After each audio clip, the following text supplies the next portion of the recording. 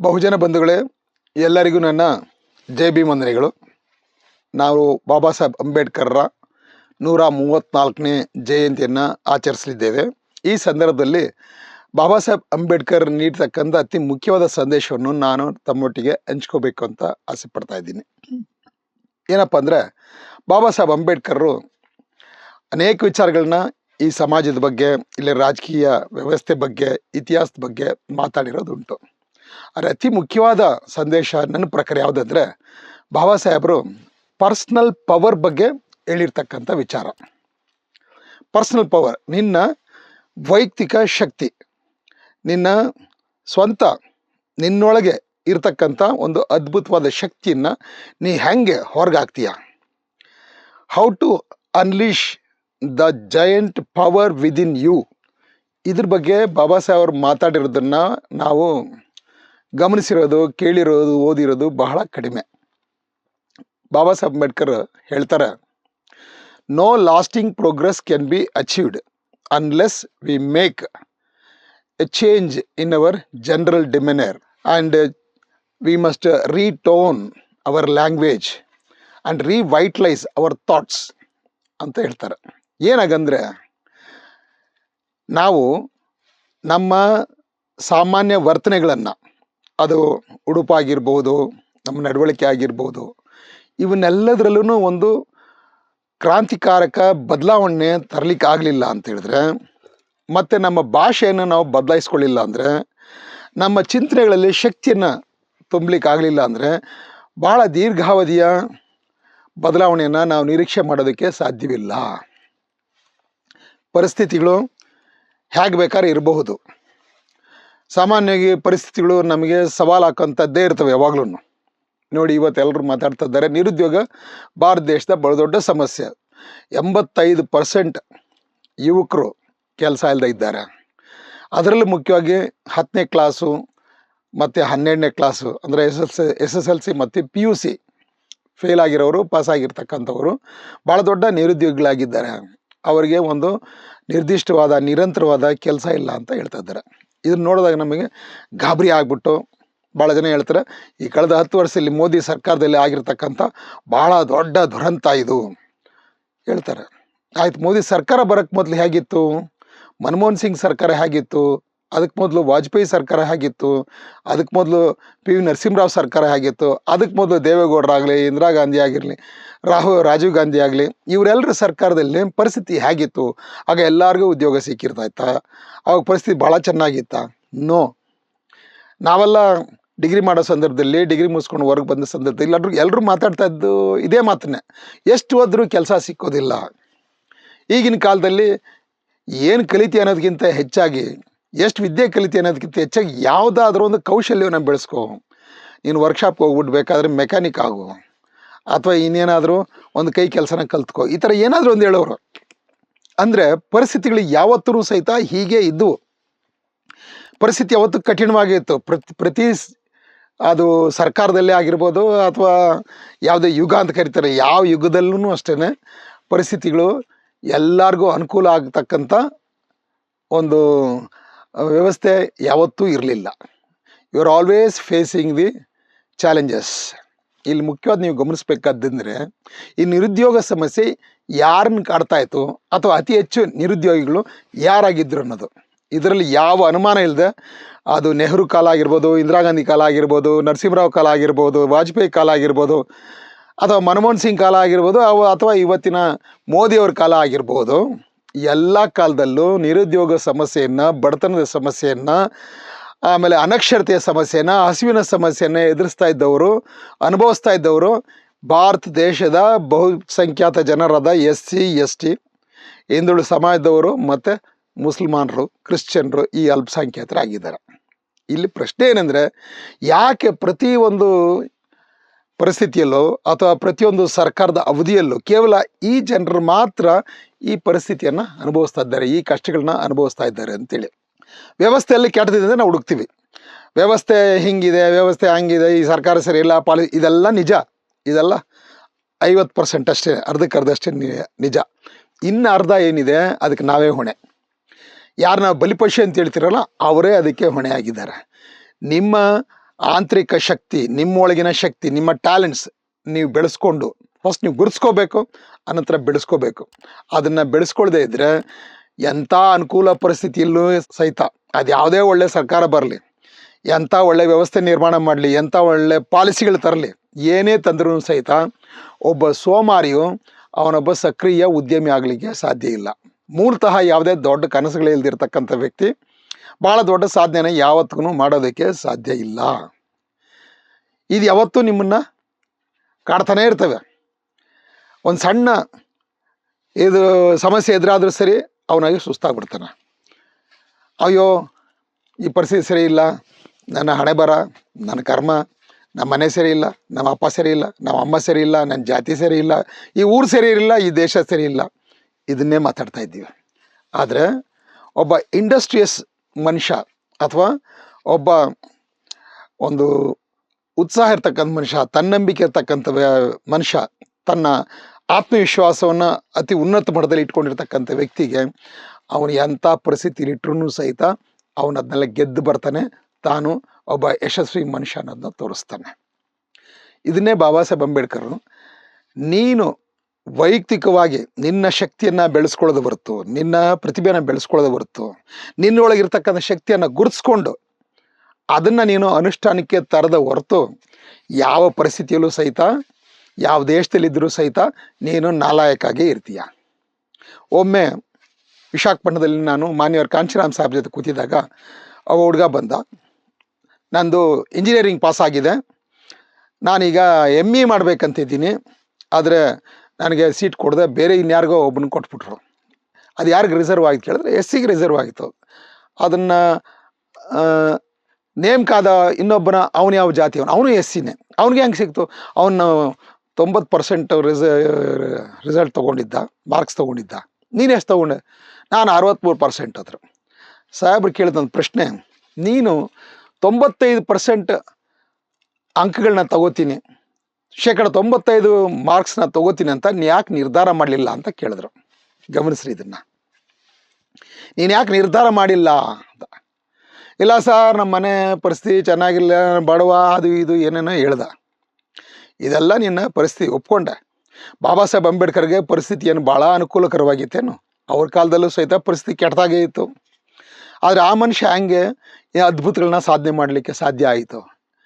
ನಿನಗೆ ಯಾಕೆ ಆಗ್ತಾ ಇಲ್ಲ ಅದು? ಬಾಬಾ ಸಾಹೇಬ್ರಿಗೆ ಎಕ್ಸ್ಟ್ರಾ ಏನಾದರೂ ಮೆದುಳಿತ್ತಾ? ಏನಿತ್ತು? ಆಗ ಒಂದು ಮಾತು ಹೇಳಿದ್ರು, ಮನುಷ್ಯ ಇವತ್ತು ಪರಿಸ್ಥಿತಿಯ ಬಲಿಪಶು ಆಗಬಾರ್ದು, ತನ್ನ ಭೂತಕಾಲದ ಬಲಿಪಶು ಆಗಬಾರ್ದು, ಯಾವತ್ತು ತನ್ನ ನಿರ್ಧಾರಗಳ ಮಾಲೀಕನಾಗಬೇಕು. You should not be decided or created by your past, you should be the product of your decision ಅಂತ ಹೇಳಿದ್ರು. ಎಂಥ ಅದ್ಭುತವಾದ ಮಾತು. ನಮ್ಮ ವೈಯಕ್ತಿಕ ಶಕ್ತಿ ಅಥವಾ ವರ್ಚಸ್ಸನ್ನು ಬೆಳೆಸ್ಕೊಳ್ಳೋದೇ ಅತಿ ಮುಖ್ಯವಾದ ಇರ್ತಕ್ಕಂಥ ಪಾಯಿಂಟ್ ಇದೇನೆ. ನಾವು ಭಾಳ ಸರ್ತಿ ನಮ್ಮ ಇತಿಹಾಸವನ್ನು ನಾವು ಹೇಳ್ಕೊಂಡು, ನನ್ನ ಪರಿಸ್ಥಿತಿ ಚೆನ್ನಾಗಿಲ್ಲ, ನಾನು ಇನ್ನೆಲ್ಲ ಚೆನ್ನಾಗಿಲ್ಲ, ನಮ್ಮ ಜಾತಿ ಇಷ್ಟು ಕಷ್ಟಪಡ್ತು, ಹಾಗೆ ಹೀಗೆ ಅಂತ ಹೇಳ್ಕೊಂಡು ಮತ್ತೆ ನಾವು ಕೂಗ್ತಾ ಹೋಗ್ತೀವಿ. ನಾನು ಬದಲಾವಣೆ ಮಾಡ್ಕೋಬೇಕು ಅಂತ ನಿರ್ಧಾರ ಮಾಡಿದೆ, ನಿಮ್ಮನ್ನು ಯಾರೂ ತಡೆಯೋಕ್ಕಾಗೋದಿಲ್ಲ. ಯಾವ ಶಕ್ತಿ ನಿಮ್ಮನ್ನು ತಡೆಯೋಕ್ಕಾಗೋದಿಲ್ಲ. ನೀವು ನಿರ್ಧಾರನೇ ಮಾಡಲ್ಲ. ಇದೇ ದೊಡ್ಡ ಪ್ರಾಬ್ಲಮ್, ದೊಡ್ಡ ಸಮಸ್ಯೆ ಇದ್ದೇನೆ. ವೈಯಕ್ತಿಕವಾಗಿ ನಾವು ನಮ್ಮ ಶಕ್ತಿನ ಬೆಳೆಸ್ಕೋಬೇಕಾದ್ರೆ ಮೊದಲು ಮಾಡ್ಕೋಬೇಕಾದ್ದೇನೆಂದರೆ, ನಮ್ಮ ಚಿಂತನೆಗಳು ಯಾವತ್ತೂ ಅಷ್ಟೇ ಅದು ಭಾಳ ಸಕ್ರಿಯಾತ್ಮಕವಾಗಿರಬೇಕು. ಪ್ರೋ ಆ್ಯಕ್ಟಿವ್ ಥಿಂಕಿಂಗ್ ಅಂತ ಹೇಳ್ತಾರೆ. ಆದರೆ ಭಾಳಷ್ಟು ಜನ SC/STಗಳು ಯಾವತ್ತೂ ರಿಯಾಕ್ಟಿವ್ ಥಿಂಕಿಂಗೇ ಜಾಸ್ತಿ, ಪ್ರತಿಕ್ರಿಯಾತ್ಮಕ ಚಿಂತನೆಗಳೇ ಜಾಸ್ತಿ. ನಾವು ನಮ್ಮ ಚಳುವಳಿಗಳು ಹಾಗೇನೆ, ಒಂದು ಘಟನೆಗೆ ಪ್ರತಿಘಟನೆ, ಒಂದು ಅನ್ಯಾಯ ಆಯಿತು ಅದಕ್ಕೊಂದು ಪ್ರತಿಭಟನೆ, ಪ್ರತಿಯೊಂದಕ್ಕೂ ಪ್ರತಿಕ್ರಿಯಿಸ್ತಾ ನಾವು ಕೇವಲ ಪ್ರತಿಕ್ರಿಯೆ ಕೊಡ್ತಕ್ಕಂಥವರೇ ಆಗ್ತೀವಿ. ಹಾಗಾಗಿ ಒಂದು ಕ್ರಿಯೆ ನಡೆಯೋದು ಹೊರತು ನಮ್ಮ ಕಡೆಯಿಂದ ಯಾವ ಪ್ರತಿಕ್ರಿಯೆನೂ ಇಲ್ಲದ ಅಂತ ಪರಿಸ್ಥಿತಿ ಬಂದರೆ ನಾವು ಒಂಥರ ನಿಸ್ತೇಜರಾಗ್ಬಿಡ್ತೀವಿ. ಇದು ಒಂದು ರೀತಿಯ ನೆಗೆಟಿವ್ ಕ್ವಾಲಿಟಿ. ಪ್ರೋಆಕ್ಟಿವ್ ಥಿಂಕಿಂಗ್ ಅನ್ನೋದೇನಿದೆ, ಅದು ವ್ಯವಸ್ಥೆಯನ್ನು ನೋಡಿ ನಿನ್ನ ಕಲ್ಪನೆಯನ್ನು ಬಳಸಿ ನೀನು ಪರಿಸ್ಥಿತಿ ಹೀಗಿದೆ, ಈ ಥರ ಸಮಸ್ಯೆಗಳನ್ನ ಎದುರಾಗ್ತದೆ, ಹಾಗಾದ್ರೆ ನಾ ಏನು ಮಾಡಬೇಕಾಗುತ್ತೆ, ಇದರಲ್ಲಿ ನನಗೆ ಮಾರ್ಗ ಏನಿದೆ, ಇದನ್ನು ಆಲೋಚನೆ ಮಾಡೋದ್ರ ಮೂಲಕ ಇದನ್ನು ಬದಲಾವಣೆ ಮಾಡೋದಕ್ಕೆ ಸಾಧ್ಯ ಇದೆ. ಎಲ್ಲ ಕಾಲದಲ್ಲೂ ಪರಿಸ್ಥಿತಿ ಕೆಟ್ಟದಾಗೇ ಇತ್ತು, ಆದರೆ ಅದನ್ನು ಮೀರಿ ನಿಂತವರು, ಅದನ್ನು ಬದಲಾಯಿಸಿದವರು ಅವರು ಇತಿಹಾಸ ಆಗಿದ್ದಾರೆ. ಪರಿಸ್ಥಿತಿ ಎಷ್ಟೇ ಏನೇ ಕೆಟ್ಟದಾಗಿರ್ಬೋದು, ನಿನ್ನ ಮನಸ್ಥಿತಿ ಏನಿದೆಯಲ್ಲ ಅದು ಇಂಪಾರ್ಟೆಂಟ್. ನಿನ್ನ ಮನಸ್ಥಿತಿ ಮೂಲಕ ನೀನು ಪರಿಸ್ಥಿತಿನ ಬದಲಾಯಿಸ್ಬೋದೇ ವಿನ ಪರಿಸ್ಥಿತಿ ತಕ್ಕಂಗೆ ಮನಸ್ಥಿತಿನ ಬದಲಾಯಿಸ್ಕೊಳ್ಳೋಕೆ ಹೋಗ್ಬೇಡದು. ಇದು ಬಾಬಾ ಸಾಹೇಬ್ನ ಕಲಿತಕ್ಕಂಥ ನಂಬರ್ 1 ಪಾಯಿಂಟ್.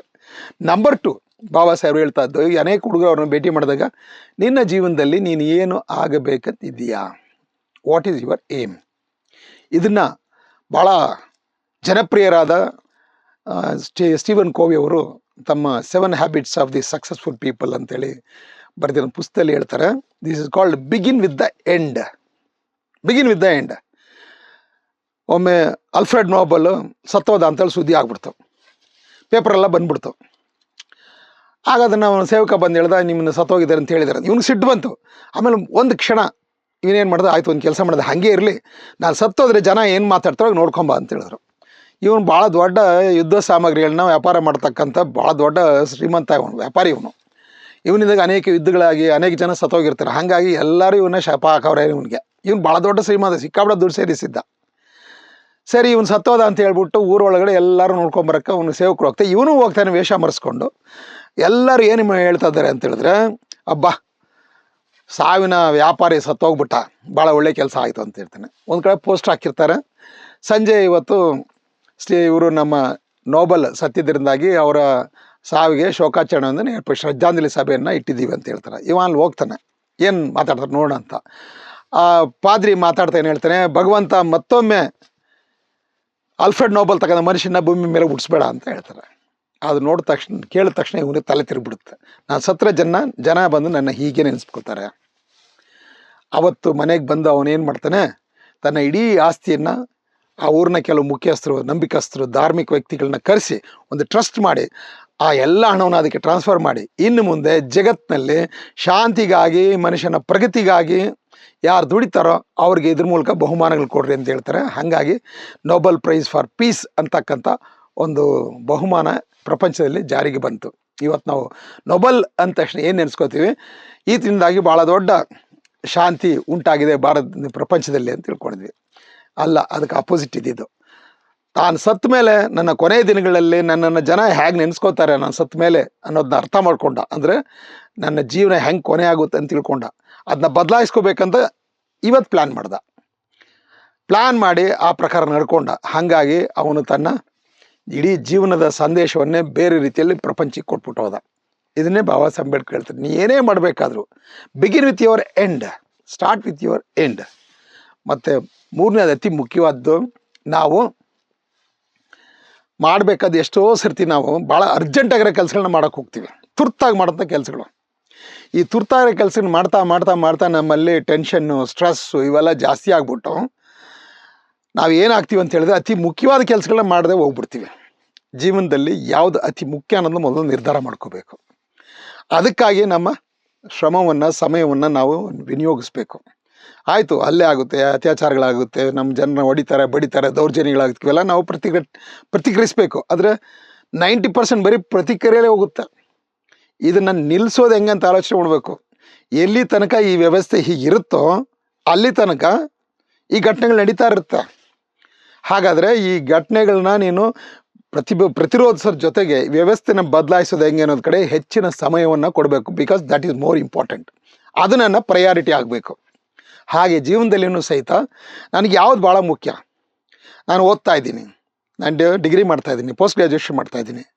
ಬಾಬಾ ಸಾಹೇಬ್ ಅಂಬೇಡ್ಕರ್ ಲಂಡನ್ನಲ್ಲಿ ಓದ್ತಾ ಇರಬೇಕಾದ್ರೆ ಲಾಲಾ ಲಜಪತ್ ರಾಯ್ ಹೋಗಿ ಏನು ಮಾಡ್ತಾ ಇದ್ದೀರಾ, ನಾನು ಉನ್ನತ ವಿದ್ಯೆ ಪಡಿಬೇಕಂತಿದ್ದೀನಿ. ಇಡೀ ಭಾರತ ದೇಶ ಸ್ವಾತಂತ್ರ್ಯಕ್ಕಾಗಿ ಹೋರಾಟ ಮಾಡ್ತಿರ್ಬೇಕಾದ್ರೆ ನೀವು ನಿಮ್ಮ ವೈಯಕ್ತಿಕ ಸ್ವಾರ್ಥಕ್ಕಾಗಿ ನಾನು ವಿದ್ಯೆ ಕಲಿತೀನಿ ಅಂತ ಹೇಳ್ತಿರಲ್ಲ, ಇದು ಯಾವ ನ್ಯಾಯ ಅಂತ ಕೇಳ್ತಾರೆ. ಬಾಬಾ ಸಾಹೇಬ್ ಹೇಳ್ತಾರೆ, ಮಹಾರಾಜನಿಂದ ಸಾಲ ಪಡೆದು ನಾನು ಓದ್ಲಿಕ್ಕಂತ ಬಂದಿದ್ದೀನಿ, ಓದನ್ನ ಅರ್ಧಲ್ಲೇ ನಿಲ್ಲಿಸೋದ್ರೆ ನನಗೂ ಪ್ರಯೋಜನ ಆಗಲ್ಲ, ಈ ದೇಶಕ್ಕೂ ಪ್ರಯೋಜನ ಆಗೋದಿಲ್ಲ. ಆದ್ದರಿಂದ ವಿದ್ಯೆ ಮುಗಿಸಿ ಬಂದು ಅನಂತರ ನಾನು ದೇಶ ಸೇವೆ ನಾನು ಮಾಡ್ತೀನಿ ಅಂದರು. ಅವರು ವಿದ್ಯೆ ಶಿಕ್ಷಣ ಮುಗಿಸಿ ಬಂದಮೇಲೆ ಏನು ಮಾಡಿದ್ದಾರೆ ಅದನ್ನ ಇವತ್ತು ನಾವು ಅನುಭವಿಸ್ತಾ ಇದ್ದೀವಿ. ನನಗೆ ನನ್ನ ಜೀವನದಲ್ಲಿ ಯಾವುದು ಮುಖ್ಯ ಅಂತ ಅವರಿಗೆ ಗೊತ್ತಾಯಿತೋ ಆ ಕಡೆ ಅವರು ತಮ್ಮ ಇಡೀ ಗಮನವನ್ನು ಕೇಂದ್ರೀಕರಿಸಿದ್ರು. Focus on what is more important, what matters, focus on that. ನಮ್ಮ ಅನೇಕ ಹುಡುಗಿಯರು ಫೇಲ್ ಆಗೋದು ಎಲ್ಲಿ, ಸೋತೋಗೋದು. ಎಲ್ಲಿ ಅಂತ ಹೇಳಿದ್ರೆ ಓದ್ತಾ ಇರ್ತಾರೆ, ಡಿಗ್ರಿ ಮಾಡ್ತಾ ಇರ್ತಾರೆ, ನಾನು IAS ಮಾಡ್ಬೇಕಂತಿರ್ತಾರೆ, IPS ಮಾಡ್ಬೇಕಂತಿರ್ತಾರೆ, ಇಂಜಿನಿಯರ್ ಆಗಬೇಕು, ಡಾಕ್ಟರ್ ಆಗಬೇಕು, ಏನೇನೋ ದೊಡ್ಡ ದೊಡ್ಡ ಕನಸುಗಳು. ಯಾಕಂದರೆ ಕನಸು ಇದು ವಯಸ್ಸಿನ ಭಾಳ ಮುಖ್ಯವಾದ ಅಂಗ ಇದು. ಆ ಕನಸುಗಳು ಕಟ್ಕೊಂಡು ಅಲ್ಲಿ ಹೋಗ್ತಾ ಇರ್ತಾರೆ. ಆದರೆ ಇದ್ರ ಮಧ್ಯೆ ಮೋಜು ಮಾಡ್ಬೇಕನ್ಸುತ್ತೆ, ಭಾಳ ಸತಿ ಶೋಕಿ ಮಾಡ್ಬೇಕನ್ಸುತ್ತೆ. ಮತ್ತು ಮೆಜಾರಿಟಿ ಹುಡುಗರು ಫೇಲ್ ಎಲ್ಲಾಗ್ತಾ ಇದ್ದಾರೆ ಅಂತ ಹೇಳಿದ್ರೆ ಈ ಲವ್ ಅಫೇರ್ಸಲ್ಲಿ. ಯಾವುದೋ ಒಂದು ಹುಡುಗಿ ನೋಡ್ತಾಳೆ, ಆ ಹುಡುಗಿನ ಪಡೆಯೋದೇ ನನ್ನ ಜೀವನದ ಮಹಾನ್ ಗುರಿ ಅಂತ ತಿಳ್ಕೊಂಬಿಡ್ತಾರೆ. ಹಾಗೆ ಏನೇನು ಮಾಡಬಾರ್ದು ಕೆಲಸಗಳೆಲ್ಲ ಮಾಡಿ ಅವಳನ್ನ ಮದುವೆ ಮಾಡ್ಕೊಂಬಿಡ್ತಾರೆ. ಎಷ್ಟು ದಿನ ಇರುತ್ತೆ? 3 ತಿಂಗಳು, ಮ್ಯಾಕ್ಸಿಮಮ್ 6 ತಿಂಗಳು. ಆಸೆ 60 ದಿನ, ಮೋಹ 30 ದಿನ. 3 ತಿಂಗಳಲ್ಲಿ ಡಮರ್. ಆಮೇಲೆ ಎಲ್ಲ ಬೋರ್ ಹೊಡೆಯೋಕ್ಕೆ ಶುರು ಆಗುತ್ತೆ, ಜೀವನ ಬೇಸರ ಹೊಡೆಯೋಕ್ಕೆ ಶುರು ಆಗುತ್ತೆ. ಯಾರು ಈ ಥರ ಭಾಳ ಒಂದು ಹುಡುಗಿಯಿಂದ ಲೋ ಲೋ ಲೋ ಲೋ ಲೋ ಅಂತ ತಿರುಗಿ ಮದುವೆ ಮಾಡಿಕೊಂಡು 1 ಮಗು 2 ಮಗು ಆದ ತಕ್ಷಣ ನಾವು ಗಮನಿಸ್ತಾ ಇದ್ದೀವಿ, 25-26 ವರ್ಷಗಳ ಅವರು ಕುಡ್ಕದ ದಾಸರಾಗ್ಬಿಡ್ತಾರೆ, ಸಾರಾಯಿ ದಾಸರಾಗ್ಬಿಡ್ತಾರೆ. ಜೀವನದಲ್ಲಿ ಯಾವ ಒಂದು ಭರವಸೆ ಇಲ್ದಾಗ್ಬಿಡ್ತಾರೆ. ಒಂದು ಜೀವನನೇ ಕತ್ಲು ಅನ್ಸ್ಬಿಡುತ್ತೆ. ಆಮೇಲೆ ಯಾವ ಹುಡುಗಿನ ಪ್ರೀತಿಸಿದ್ರು ಅದೇ ಹುಡುಗಿನ ಬೈಕೊಂಡು ತಿರುಗಾಡ್ತೀವಿ, ಹುಡುಗಿ ನನ್ನ ಭಾಳ ಹಾಳಾಯಿತು ಅಂತ ಮಾತಾಡ್ತಾ ಇರ್ತಾರೆ. ಹುಡುಗಿರು ಹಾಗೆ ಹೇಳ್ತಾರೆ, ಇವ್ನು ಕಟ್ಕೊಂಡು ನನ್ನ ಜೀವನನೇ ಹಾಳಾಯ್ತು, ನಮ್ಮ ಅಪ್ಪ ಒಳ್ಳೆ ಹುಡುಗನ ನೋಡಿದ್ರು, ನಾ ಅವ್ನು ಬಿಟ್ಟು ಇವ್ನು ಮಾಡ್ಕೊಂಡು ನನ್ನ ಜೀವನ ಹಾಳಾಯ್ತು ಅಂತ ಮಾತಾಡ್ತಾರೆ. ಇದು ಕಾರಣ ಏನಂದರೆ ಯಾವುದು ಮುಖ್ಯ ಅಂತ ತಿಳ್ಕೊಳ್ಳೋದನ್ನು ಫೇಲ್ ಆಗಿದ್ದು. ಇವತ್ತಿಗೆ ನಾನು ಇಷ್ಟನ್ನು ಮಾತ್ರ ನಿಮ್ಮೊತ್ತಿಗೆ ಹಂಚ್ಕೋತೀನಿ. ನಾವು ತಿಳ್ಕೊಬೇಕಾದ್ದೇನೆಂದ್ರೆ, ಪರಿಸ್ಥಿತಿ ಎಷ್ಟೇ ಕೆಟ್ಟದಾಗಿರಲಿ, ನಿಮ್ಮ ಮನಸ್ಥಿತಿ ಗೆಲ್ಲಬೇಕು ವಿನ ಪರಿಸ್ಥಿತಿ ಗೆಲ್ಲಬಾರ್ದು, ಗೆಲ್ಲಲಿಕ್ಕೆ ಬಿಡಬಾರ್ದು. ಇದನ್ನೇ ನಾವು ಬಾಬಾ ಸಾಹೇಬ್ರ ಜೀವನದಲ್ಲಿ ನಾವು ನೋಡಬೇಕಾದ್ದು. ಅನೇಕ ಸವಾಲುಗಳು ಎದುರಿಸಿದ್ರು, ಸಮಾಜ ಅವರಿಗೆ ಸಾಥ್ ಕೊಡಲಿಲ್ಲ, ಭಾಳ ದೊಡ್ಡ ಶಕ್ತಿಗಳು ಅವ್ರ ವಿರುದ್ಧ ಇತ್ತು. ಆದರೂ ಬಾಬಾ ಸಾಹೇಬ್ ಅಂಬೇಡ್ಕರ್ ಅಂಜಲಿಲ್ಲ, ಅಳಕಲಿಲ್ಲ, ಎದುರಿಸಿದ್ರು, ಗೆದ್ದರು. ಅವ್ರು ಎಷ್ಟು ಮಾಡಬೇಕಂತಿದ್ರೋ ಅಷ್ಟು ಅವ್ರ ಜೀವಿತಾವಧಿಯಲ್ಲಿ ಮಾಡೋಕ್ಕೆ ಆಗಲಿಲ್ಲ. ಆದರೆ ಅವ್ರು ಎಷ್ಟು ಮಾಡಿದ್ದಾರೋ ಅದನ್ನು ಇನ್ನೂ ತನಕ ನಾವೆಲ್ಲ ಕೂಡಿ ಮಾಡಿದ್ರೂ ಆಗಿಲ್ಲ. ಇನ್ನೂ ನಾವು ಹೋಗ್ತಾನೆ ಇದ್ದೀವಿ, ಮಾಡ್ತಾನೆ ಇದ್ದೀವಿ. ಯಾಕಂದರೆ ಬಾಬಾ ಸಾಹೇಬ್ರಿಗೆ ಇದ್ದಂಥ ಆ ವೈಯಕ್ತಿಕ ಶಕ್ತಿ, ಪರ್ಸನಲ್ ಪವರ್ ನಮ್ಮಲ್ಲಿ ನಾವು ಬೆಳೆಸ್ಕೊಂಡಿಲ್ಲ ಇನ್ನೂ. ಅದ್ರಲ್ಲಿ ಜಸ್ಟ್ 5% ಪರ್ಸನಲ್ ಪವರ್ ಇದನ್ನು ಬೆಳೆಸ್ಕೊಂಡ್ರೆ ಸಾಕು. We can do wonders, we can create great miracles. That miracles can happen on its own only by developing your personal power.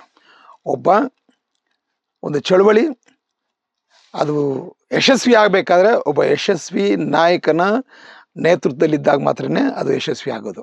ಆ ಚಳುವಳಿಯಲ್ಲಿ ಅತ್ಯಂತ ಯಶಸ್ವಿ ಜನರು ಇದ್ದಾಗ ಮಾತ್ರ, ಒಂದು ವರ್ಚಸ್ ಇರ್ತಕ್ಕಂಥ ಜನ, ಒಳ್ಳೆ ಕ್ಯಾರೆಕ್ಟರ್ ಇರ್ತಕ್ಕಂಥ ಜನ ಇದ್ದರೆ ಮಾತ್ರ ಅದು ಸಾಧ್ಯ.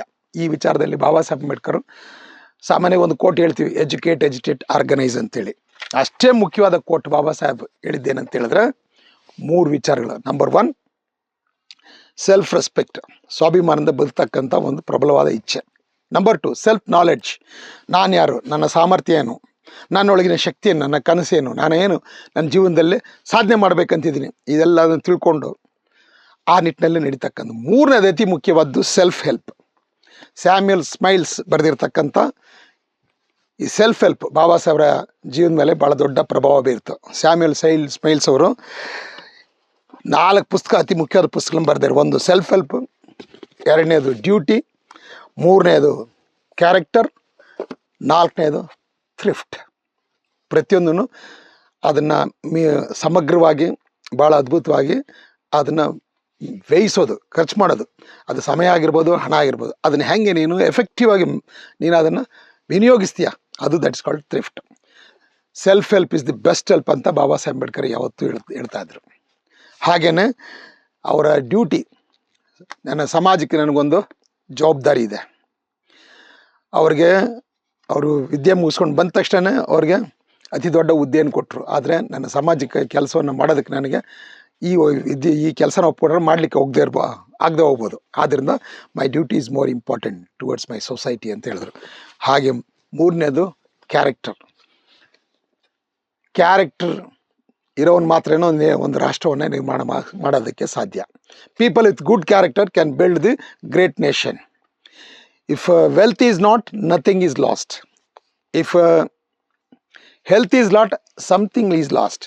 But if character is last, everything is last ಅಂತ ಬಾಬಾ ಸಾಹೇಬ್ ಹೇಳ್ತಾರೆ. ನಮ್ಮ ಹುಡುಗರು ಇದನ್ನು ಬೆಳೆಸ್ಕೊಳ್ಳೋದ್ರಲ್ಲಿ ಭಾಳ ಹಿಂದೆ ಬಿದ್ದಿದ್ದೀವಿ. ಬಾಬಾ ಸಾಹೇಬ್ ಪದೇ ಹೇಳೋರು, ಶೀಲದ ವಿಚಾರ ಬಂದರೆ ಆ ಭಗವಂತನೂ ಸಹಿತ ನನ್ನ ಮುಂದೆ ಏನೂ ಇಲ್ಲ. ಶೀಲದ ವಿಚಾರದಲ್ಲಿ ಬಾಬಾ ಸಾಹೇಬ್ ಅಂಬೇಡ್ಕರ್ ಸುಪ್ರೀಂ. ಇದು ನಮ್ಮ ಹುಡುಗರು ಬೆಳೆಸ್ಕೋಬೇಕಾಯ್ತು, ಪಂಚಶೀಲಗಳನ್ನ ನಾವು ಬೆಳೆಸ್ಕೋಬೇಕಾದ್ದು. ಹಾಗೆಯೇ ಥ್ರಿಫ್ಟ್, ಬಾಬಾ ಸಾಹೇಬರು ಸಮಯವನ್ನಾಗಲಿ ಹಣವನ್ನಾಗಲಿ ಅನಾವಶ್ಯಕವಾಗಿ ಖರ್ಚು ಮಾಡಿದ್ದನ್ನು ನಾವು ಯಾವತ್ತೂ ನೋಡೋಕ್ಕಾಗೋದಿಲ್ಲ, ಯಾವತ್ತೂ ನೋಡಿಲ್ಲ. ಇದೆಲ್ಲ ನಾವು ಕಲಿಬೇಕಾದ್ದೆ ಬಾಬಾ ಸಾಹೇಬ್ರಿಂದ. ಬಾಬಾ ಸಾಹೇಬ್ರನ್ನ ಯಥಾವತ್ತಾಗಿ ಅನುಸರಿಸಿದಂಥ ಮಾನ್ಯವ್ರ ಕಾಂಶಿರಾಮ್ ಸಾಹೇಬರು ಸಹಿತ ಒಬ್ಬ ಯಶಸ್ವಿ ಮನುಷ್ಯನಾಗಿದ್ದನ್ನು ನಾವು ನೋಡಿದ್ದೀವಿ. ಹಾಗೆ ಬಾಬಾ ಸಾಹೇಬ್ರ ಹಾದಿಲಿ ನಡೆದಂಥ ಬೆಹೆಂಜಿನೂ ಸಹಿತ ಭಾರತ ದೇಶದಲ್ಲಿ ಚರಿತ್ರೆ ನಿರ್ಮಾಣ ಮಾಡಿದರು. 4 ಬಾರಿ ಮುಖ್ಯಮಂತ್ರಿಯಾಗಿ ಟೈಮ್ಸ್ ಮ್ಯಾಗ್ಝಿನಲ್ಲಿ ಅತಿ ಶಕ್ತಿಯುತವಾದ 8 ಮಹಿಳೆಯರ ಪೈಕಿ ಬೆಹೆಂಜಿಯವರು ನಂಬರ್ 1 ಅಂತ ಹೇಳಿ ಟೈಮ್ಸ್ ಪತ್ರಿಕೆ ಹೇಳಿದ್ದನ್ನು ನಾವು ನೋಡಿದ್ದೀವಿ. So best people can create best things in the world. ಅವ್ರ ಲೈಫಲ್ಲಿ ಪ್ರತಿಯೊಂದು ಬೆಸ್ಟ್ ಇರುತ್ತೆ. ಟೋಟಲ್ ಕ್ವಾಲಿಟಿ ಮೂವ್ಮೆಂಟ್ ಅಂತ ಹೇಳ್ತಾರೆ. ಟೋಟಲ್ ಕ್ವಾಲಿಟಿ ಮೂವ್ಮೆಂಟ್ ನಡಿಬೇಕಾದ್ರೆ ಆ ಥರ ಟೋಟಲ್ ಕ್ವಾಲಿಟಿ ಇರ್ತಕ್ಕಂಥ ಜನಗಳಾಗಿ ನಾವು ಪರಿವರ್ತನೆ ಆಗಲೇಬೇಕು. There is no other way. ಯೂಸ್ಲೆಸ್ಗಳೆಲ್ಲ ಸೇರಿಬಿಟ್ಟು ಒಂದು ಅದ್ಭುತವಾದ ಚಳವಳಿನ ನಡೆಸೋಕ್ಕಾಗೋದಿಲ್ಲ. ಅದ್ಭುತವಾದ ಚಳವಳಿ ನಡೆಸ್ಬೇಕಾದ್ರೆ ಅದ್ಭುತವಾದ ವ್ಯಕ್ತಿಗಳಾಗಿ ನಾವು ಪರಿವರ್ತನೆ ಆಗಲೇಬೇಕು. That is the only way. ಈ ವಿಚಾರದಲ್ಲಿ ಬ್ರ್ಯಾಂಡನ್ ಬೇಸ್ ಅನ್ನೋರು ಒಂದು ದ ಜರ್ನಿ ಅನ್ನೋ ಪುಸ್ತಕ ಬರೆದಿದ್ದಾರೆ. ಆಕೆ ಹೇಳ್ತಾಳೆ, ನನ್ನ ಮಾನಸಿಕ ಶಕ್ತಿ ಎಷ್ಟು ಪ್ರಬಲವಾಗಿತ್ತಂದರೆ ಕ್ಯಾನ್ಸರ್ ಗಡ್ಡೆ ನನ್ನ ಹೊಟ್ಟೆಲಿ ಬಂದಿರುತ್ತೆ, ಆದರೆ ನನ್ನ ಮಾನಸಿಕ ಶಕ್ತಿಯ ಮೂಲಕ ಕ್ಯಾನ್ಸರ್ ಗಡ್ಡೆನ ನಾನು ನಿವಾರಿಸ್ತೆ. Only by changing my memory and creating new history. ನನ್ನ ಒಳಗಡೆ ನನ್ನ ಇಮ್ಯಾಜಿನೇಷನ್ ನಾನು ಬೆಳೆಸ್ಕೊಂಡಿದ್ದರಿಂದಾಗಿ ಇದು ನನಗೆ ಸಾಧ್ಯ ಆಯಿತು ಅಂತ. ಈಕೆ ಇವತ್ತು ದೊಡ್ಡ ತರಬೇತಿ ಶಿಬಿರಗಳನ್ನ ಕಳೆದ 25 ವರ್ಷಗಳಿಂದ ನಡೆಸ್ತಾ ಬಂದಿದ್ದಾರೆ. ಅನೇಕ ರೋಗಿಗಳನ್ನ ಔಷಧಿನೇ ಇಲ್ಲದೆ ಇವತ್ತು ವಾಸಿ ಮಾಡ್ತಾ ಬಂದಿದ್ದಾರೆ. ಈ ಎಲ್ಲ ಗುಣಗಳನ್ನು ಸಹಿತ ನಾವು ಬಾಬಾ ಸಾಹೇಬ್ ಅಂಬೇಡ್ಕರ್ನಲ್ಲಿ ಕಾಣಬಹುದು. ಈ ನಿಟ್ಟಿನಲ್ಲಿ ನಾನು ಬಾಬಾ ಸಾಹೇಬ್ ಅಂಬೇಡ್ಕರ್ರ ಜಯಂತಿಯ ನಿಮಿತ್ತ ಕೊಡ್ತಕ್ಕಂಥ ಸಂದೇಶ ಏನಂದರೆ, develop your own personal power. No power in the world can change your life when you have great faith in your own personal power. ನಿಮ್ಮ ಶಕ್ತಿಯಲ್ಲಿ ನಿಮಗೆ ನಂಬಿಕೆ ಇರಲಿ, ಅದನ್ನು ಬೆಳೆಸ್ಕೊಳ್ರಿ. ಮತ್ತು ಆತ್ಮವಿಶ್ವಾಸ ಎಷ್ಟು ಪ್ರಬಲವಾಗಿರ್ಬೇಕಂದ್ರೆ ಅದನ್ನು ಅಲ್ಲಾಡಿಸೋದಕ್ಕೆ ಜಗತ್ತಿನ ಯಾವ ಶಕ್ತಿಗೂ ಸಾಧ್ಯ ಆಗಬಾರ್ದು. ಇದೆಲ್ಲವನ್ನೂ ಸಹಿತ ನಾವು ಬಾಬಾ ಸಾಹೇಬ್ ಅಂಬೇಡ್ಕರ್ ಜೀವನದಲ್ಲಿ ನೋಡ್ತೀವಿ. ಹಾಗಾಗಿ ಬಾಬಾ ಸಾಹೇಬ್ ಅಂಬೇಡ್ಕರ್ರ ಮಕ್ಕಳಾಗಿ ನಾವು ಸಹಿತ ಆ ಥರದ ಒಂದು ಆತ್ಮಸ್ಥೈರ್ಯವನ್ನು, ವರ್ಚಸ್ಸನ್ನು, ವ್ಯಕ್ತಿತ್ವವನ್ನು, ಪಂಚಶೀಲಗಳನ್ನ ಬೆಳೆಸ್ಕೊಂಡ್ರೆ ನಮಗೆ ಯಾವುದೂ ಅಸಾಧ್ಯ ಆಗಲ್ಲ. ಪರಿಸ್ಥಿತಿ ಹಿಂಗೆ ಕೆಟ್ಟದಾಗಿರುತ್ತೆ. ಮೋದಿ ಬಂದರೂ ಅಷ್ಟೇ, ಅಥವಾ ರಾಹುಲ್ ಗಾಂಧಿ ಬಂದರೆ, ಯಾರು ಬಂದ್ರೂ ಇಷ್ಟೇ. ಅವರೆಲ್ಲರೂ ನಮಗೆ ಈ ವ್ಯವಸ್ಥೆನ ನಮ್ಮ ವಿರುದ್ಧವಾಗಿಯೇ ನಿರ್ಮಾಣ ಮಾಡಿರ್ತಾರೆ. ವ್ಯವಸ್ಥೆ ಬದಲಾವಣೆ ಆಗಬೇಕಾದ್ರೆ ನನ್ನ ಮನಸ್ಥಿತಿ ಬದಲಾವಣೆ ಆಗಬೇಕು. ನನ್ನ ಮನಸ್ಥಿತಿಯ ಮುಂದೆ ಈ ಪರಿಸ್ಥಿತಿ ಏನೂ ಇಲ್ಲ. Because I am not the victim of the circumstances, I am the winner of the circumstances. Be the winner always. ಜೈ ಭೀಮ್, ಜೈ ಭಾರತ್, ಜೈ ಕಾಂಶಿರಾಮ್.